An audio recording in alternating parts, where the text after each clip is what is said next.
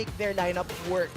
How will they make Yes. their lives easier na lang din when it comes to the rotation? And interesting na nabanggit din to ng ating mga panel, specifically for Renmar, yung naging rotation niya sa mid lane, di ba? That was quite interesting na nga lang din.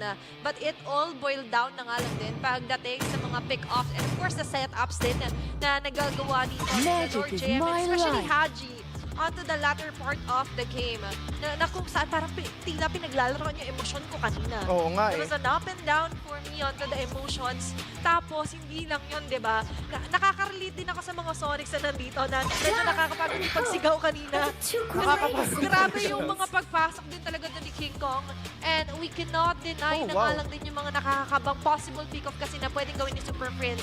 And sa mga bagong dating ulit sa stream natin, actually, Black International picked the blue side. Yes. Kanina po, red side sila. Ngayon, with blue side, they have the luxury to prioritize. A hero na nga ba for MP The King na kanina, hino-hope for ng ating mga panelists. And this game, yung game number 1, yun yung first game ever sa MPL Philippines Season 14 na natalo yung I see Hylos. lots of prey. So, yun yung parang ways pala to go about a Hylos na wag mo siyang pansinin, instead na isoak niya yung damage output mo. Diretso na kayo sa backline. Parang hayaan mo muna siya magwala dyan. Hayaan mo na mag-tantrums. Yes. Kumbaga. And Yung Hoya sometimes, back. parang kailangan kasi ng tough love. Binigyan nila ng tough love muna doon.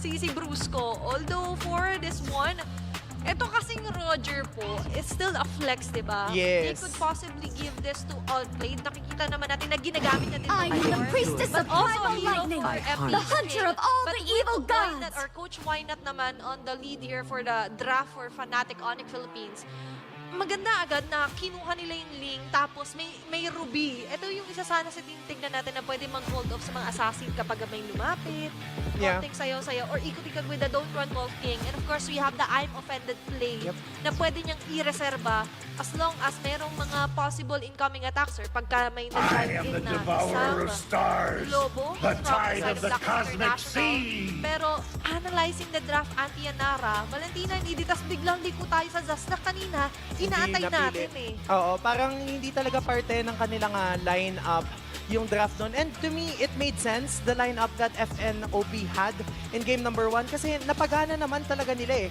nung mga kaganapan nung game number 1. It just so happens Always on the na way. medyo nagkaroon siguro ng slight, hindi tilt yung perfect turn, Yeah. pero yung parang nabigla na nung nag-power spike na yung kupunan ng Blacklist International, nagsunod-sunod na yung pagsaludsod nila. Grabe, ang professional na. Oo Nakita nga. ko na naman sila, madam. Oo. And of course, the fans here for Blacklist. Vote for, Wala nang index salon segment, ate. sayang. Kanina, di ba? May Index Salon segment tayo dito. Pero for the side naman dito, parang shoutout kila Manuel with the heart pa dun sila, Paano po madam. basahin Sir. yan? Oh, Zes? Yun Opo. lang, Zes and Heart. Yes. Shout out sa poblasyon. Ay, si ano ba na? Last MP All season ko, may kasama pa Yes. akong GF. Ayan pala. Ngayon wala na, kuya. Ito Okay pala lang yung yan. All the karugtong injustice in nung the world. napansin Hombre kanina cutie. nila Renmar. Sorry, pugaks muna. Oh, sige po. Sige po. Balik po tayo sa draft. Balikan So, din natin yung kaninang ina-analyze natin. Di ba may Zas? yes. Hinahanap ko dito, I will kapag choose na-open my yung Zas, own ano yung path. hero sa pwedeng ipangontra din sa kanya, Auntie? Yeah, the Valen.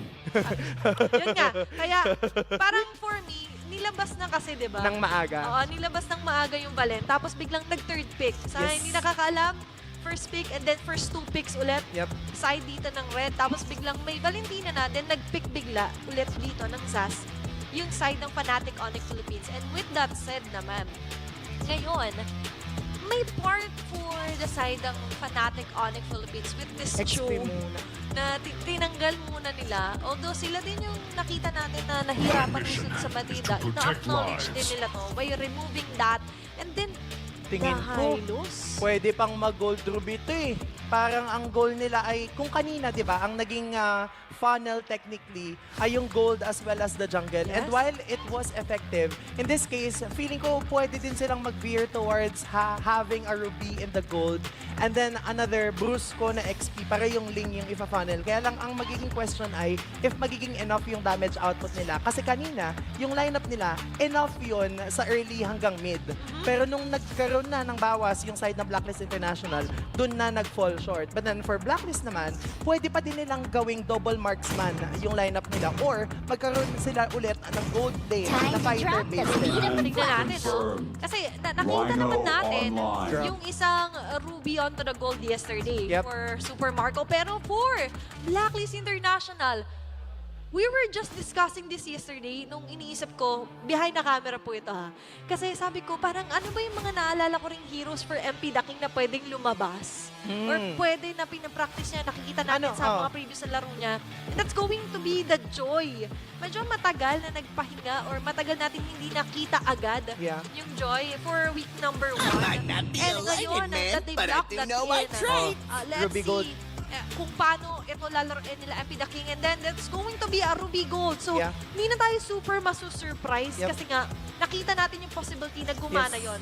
Although, for the battle kasi kahapon ng F-Cup, medyo nakita natin yung struggle nga between what they can dish out pagdating sa damage. Oo, so definitely now, magiging focus and priority dito ng side ng FNOP ay ma-feed and ma-funnel nila yung Super Friends na Zaz as well as King Kong in that lane. But then as we head on into game number 2, these are the lineups for both of our teams. It's Blacklist International versus Fnatic Onyx Philippines. Ito na. It's going to be a match point na nga lang din dito for Blacklist International. Although pagdating sa points natin, ang pinaka-importante ay masarado mo Ang serye. serye in your favor. Yep. Pero what matters is you take the lead, take the momentum to ensure a victory for your Welcome squad or to team. Mobile And Legends. for game number 2, Fnatic Onyx Philippines versus Blacklist International. Ito na yung maagang paggalaw ng ating mga miyembro as we head on into game number 2. But bouncing off of what happened in game number 1, Athena, I would say na even pa din naman yung ball game, makikita natin right now, no, si King Kong, meron siyang Warcry, and nabanggit na din natin to kahapon sa panel, na yung Warcry is a new emblem na magdidish out ng additional damage output based and after three basic attacks, but outplayed. Ang aga naman yan. Grabe naman yun. I like that confidence swag at United with the recall for outplayed. It's all about the mind games din, yung mga aurahan, kumbaga. Yes. Diba? Inside the game, it's all part of his tactic na nga lang din. And he has the luxury to do so. Kasi diba, kung naalala nyo, kanina, yung mga first blood natin na nakita, at syempre, yung mga pagkaroon ng mga clutch moments na nakakasurvive sa outplay na hindi nga siya napitas actually, although at game number 1. Pero ito yung ina-attempt naman ni King Kong na pitasin. Yung ilan sa mga uniform naman dito ni MP The King pagdating sa jungle. Pero moving forward here onto the mid lane muna tayo. 2-on-2, Haji, Perks, and we have Rusco na ngalan din together with Super Friends. Oo, pero nandito lang din naman, dalawa para sa dalawa. Pero yung Tempest of Blades, ikakasunap with the 4 blades coming from the King of the Jungle. MP The King susubukan pabagsakin si Kirk. Babagsak yung Dinosaur, pero yung Joy to the World. Joy to the World is alive! Tatlo humahabol sa isa, pero siya na rin ang babagsak. Grabe naman si King Kong dito. Sabi niya, jungle to! Pero si Perks nandiyan na nga lang din. Ay, nahabol pa rin. Kaya naman nung pagkakaas ni Haji na kanyang first kill ay babagsak din si King Kong. Grabe naman yun. Makapigil hininga. 2 minutes pa lang po tayo, paalala. Pero grabe naman tong dalawang kupunan natin. Ayaw magpadaig. 2-on-2 kill score. Yep. Sabay respond dito ng unang turtle. There's going to be 4 members here for Blacklist International. Kinagat 4-on-4. na yung Detonas. Welcome, wala yata siya makakagat. Pero Ay, hindi ko King pa rin makakakuha ng turtle. Babagsak na din si Lord JM. Pero yung kikiam, pinapabagsak yung mga miyembro ng side ng Blacklist International. Si Haji Kokopien yata niya yung kikiam. Pero ang gagawin na lang din naman ng FNOP ay kunin yung purple bomb so as to be able to deprive MP The King ng kanyang necessary purple. Gusto ko yung medyo may pagka-dramatic effect na parang may pagka-senti doon si King Kong. Nag-aantay lang siya eh. Oo. Tapos at the very last second, or last HP board doon ng third, saka siya bumaba. Yeah. Sabi niya, sige, do the work for me. Yes, Later kayong bahala. on, ako nang mag-aani, di ba? Yes. He's observing his loyal teammates na nga lang din, of course, yung kalaban nila doon. Pero sadly daw for MP The King, parang medyo nababasa yung kanyang mga attempts doon. Yeah, and kung titignan din natin, coming into the first turtle, merong 1 level gap si King Kong against MP The King. And as a jungler, that's really what you want. Kailangan lamang yung level mo against your jungler. Kaya kailangan mong kunin lahat ng jungle camps as much as you could. That way, mas mataas yung bawas ng inyong retribution and mas madali for you to secure the turtle. Kaya Yeah. kahit nahuli siya, it didn't even matter. Yeah, it's really important then that you focus on to leveling Yes. din. Diba? Eh, nakikita rin naman natin dito na tina-trade nila i-manage wisely. Even for MP The King right now. Just farming up all that he can. Kaso nga lang, naging kaganapan talaga doon si King Kong. Continuously din siyang habang naghahanap ng mga viable na jungle monsters, nakakakuha sila ng mga targets. Pero yung bato yata ang susunod nilang pababagsakin, joke lang daw. Sabi nila kasi ayaw din naman nilang mag-overextend considering na 22 seconds bago lumatag. Pwede sila ang dito, ikalawang turtle ng ating laban. Hadi yata dito ang magiging biktima pero sumakay lang din naman siya doon sa kikiam na kinopya niya galing kay Super Prince. He will stay alive but then 8 seconds left before this turtle comes up. Wait lang nga. Oh, ginagantihan okay, na. Okay, MVP ka ng game 1, oh. Itong sa'yo.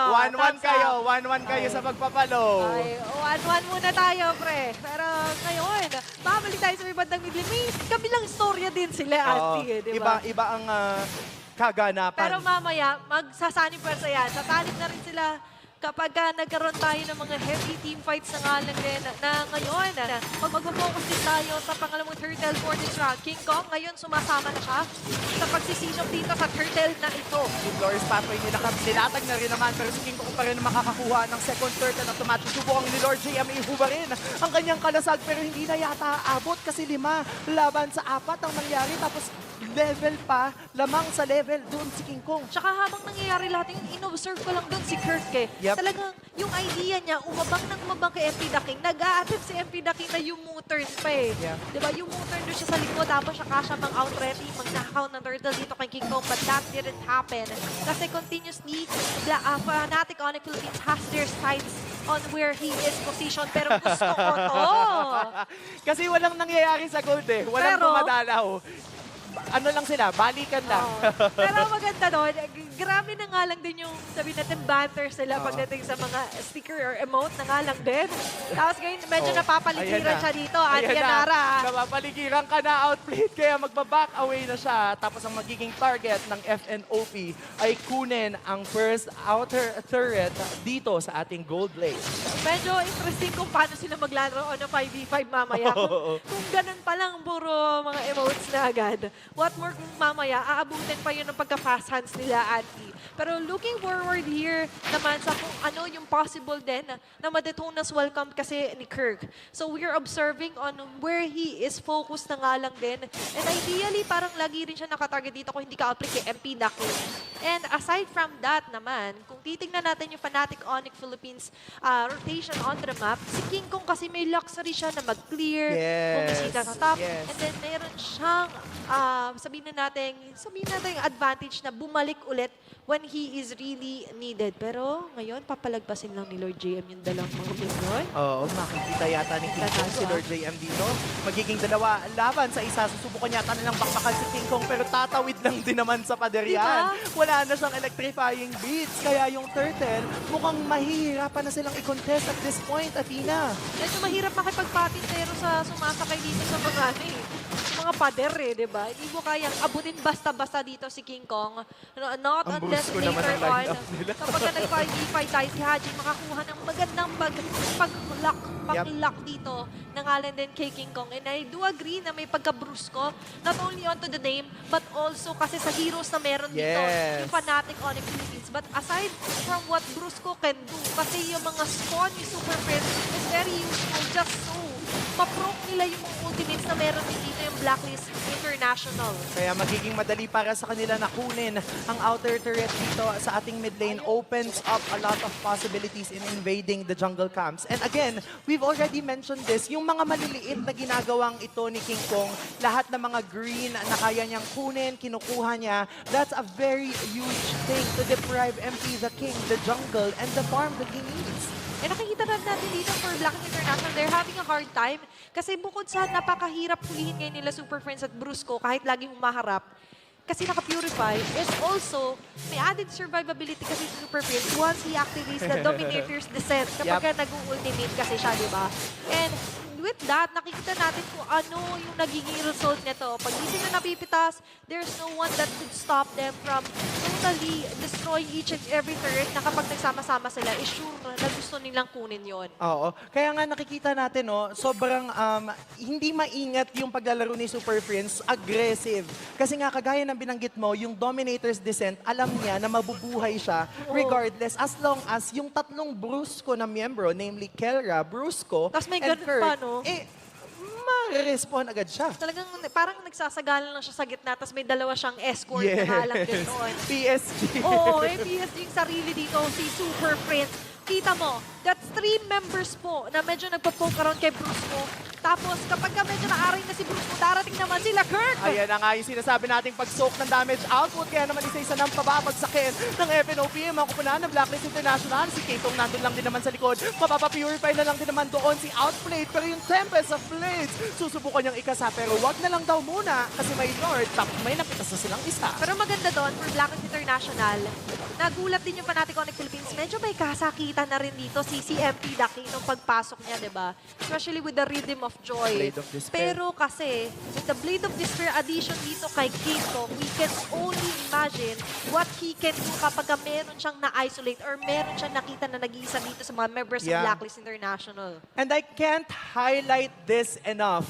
3-level gap ang meron dito si King Kong. Pero nandun na lang din naman may nagpapasagulo sa river. Isa-isa na yatang susubukang pabagsakin ng FNOP ang mga membro na side ng Blacklist International. Si Perks yata ang unang magiging biktima. Si Haji yata nandun lang din naman. Pero yung ginaya ng Dominator si Zeta makakapagpabuhay sa kanya. Lumabas na siya doon. Kaya naman 4 laban sa 5 dito sa unang Lord ng laban. Ang dami kasing slow na nalalagkit sila. Naapakan nila doon yung mga high clones na pinapakawalan din kasi dito ni Super Prince na by the way, hindi niya agad nilalatag. Kapag medyo nahahampas na si Brusco, sa kanya nilalatag. That's why it's a really sticky situation na nga lang din for Blacklist International. And ngayon, for Fnatic Onyx Philippines, nakuha ni King Kong 3 straight turtles yan, plus right now, a Lord onto their hands and Yanara. Although, this is just a level 1 Lord, 5 but seconds. imagine yung damage na nade-deal nila ngayon laban sa Blacklist International. Yes, and if Blacklist does survive this Lord Siege coming from FNOP, medyo mahaba-haba ang kanilang paglalakbay to ensure na makakabalik sila dito sa game number 2 because FNOP, in-overwhelm nila ng damage output ang Blacklist International. Yung sinasabi nating 3 Brusco na nagmumula sa FNOP, may dinidish out din na damage output yan kahit papano eh. Kaya nga, saka yung slow talaga sobrang laking bagay. Diba, nahihirapan ng Blacklist International to get those setup, to get those space. Diba, hindi nila masyado na-take advantage yung ginagawang play na nga lang din dito ni Lord GM. Meron man siya na Earth Shatter, but because of the slows, because of what Kirk and Bruce was doing, walang makalapit dun sa mga nakaset upan niya. Oo, kaya ang hirap for Blacklist International na lumaban at pumalag.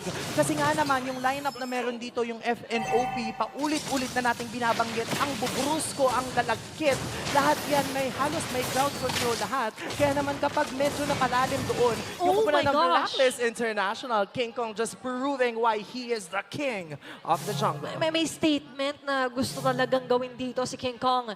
And specifically targeting din doon si MP the King. May kababaan pa naman yung mga death timer nito. And looking at the lead dito ng Fnatic Onyx Philippines, that 8.5k gold lead po. So ilang core items na yan ang kanilang inilalaman kung kaya naman nararamdaman na rin dito ng Blacklist International yung damage na meron sila. Oo, tapos nandito lang din man nila, susubukan nilang depensahan ng kanilang base, pero ang kunat talaga ng kabayo. Kain. Tapos makakain pa ng dinosaur yung bato, kaya naman si Perks ang babagsak. Unti-unti na yatang gugustuhin ng FNOP na kabagsakin ng mga inhibitor turrets ng Blacklist International. Kasi 5 laban sa 4, tapos speaking of 4, yung Tempest of Blades na may 4 na blade, isa-isa niyang kukunin. 3 na ang bumabagsak sa kuna ng Blacklist International at mukhang gugustuhin ng FNOP to extend this to a game number 3. Dito pala ni-reserba ng mga Sonics ang kanilang hiyawan at sigawan. At Fnatic Onyx Philippines Next game number 2 at medyo napapayakap pa dun si Coach Wynot kay Kirk. Imagine, nagbunga ang kanilang paggapang. And with that, game number 2 falls out of the hands of Fnatic Onyx Philippines.